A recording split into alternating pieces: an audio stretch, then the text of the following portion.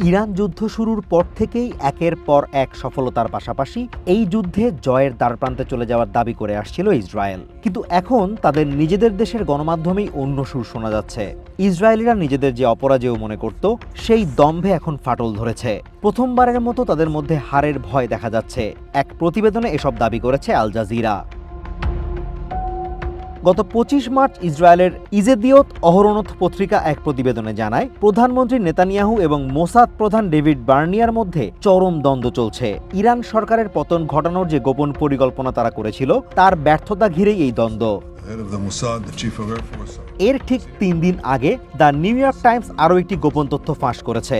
জানুয়ারি মাসে মোসাদ প্রধান ওয়াশিংটনে গিয়ে আমেরিকার কর্মকর্তাদের জানিয়েছিলেন, ইরানের শীর্ষ নেতৃত্বকে হত্যার পর সেখানে একটি সফল অভ্যুত্থান ঘটানো সম্ভব।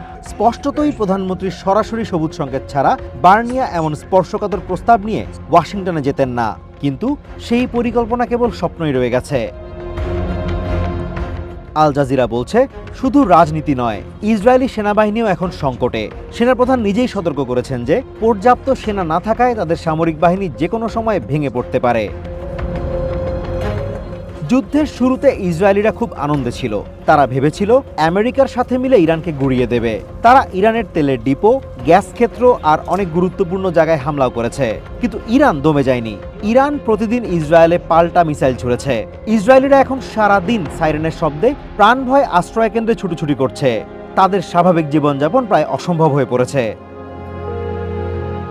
প্রতিবেদনে ইসরায়েল হিজবুল্লাহ সংঘাতের বিষয়টিও উঠে এসেছে। প্রতিবেদনে দাবি করা হয়, ইসরায়েল ভেবেছিল লেবাননে হিজবুল্লাহকে তারা অনেক আগেই দুর্বল করে দিয়েছে। কিন্তু হিজবুল্লাহর রকেট হামলা আর লড়াই দেখে ইসরায়েলিরা এখন হতাশ। উত্তর ইসরায়েলের স্থানীয় নেতারা সরকারের কাছে প্রাণভিক্ষা চাইছেন। ধ্বংস করার ক্ষমতা ইসরায়েলের থাকলেও এই যুদ্ধের শেষ কোথায় তা তারা নিজেরাও জানে না। গাজায় এত রক্তপাত আর ধ্বংসলীলার পরও হামাসকে তারা শেষ করতে পারেনি, বরং নেতানিয়াহুর নামে আন্তর্জাতিক আদালত থেকে গ্রেফতারি পরোয়ানা জারি হয়েছে। ইসরায়েলের সবচেয়ে বড় সমস্যা হলো, তারা শুধু গায়ের জোরে যুদ্ধ করতে চায়। তাদের কোনো সঠিক শান্তি পরিকল্পনা নেই। ইসরায়েল এখন আমেরিকার ওপর পুরোপুরি নির্ভরশীল, কিন্তু এই যুদ্ধ হয়তো আমেরিকাকেও দুর্বল করে দিচ্ছে।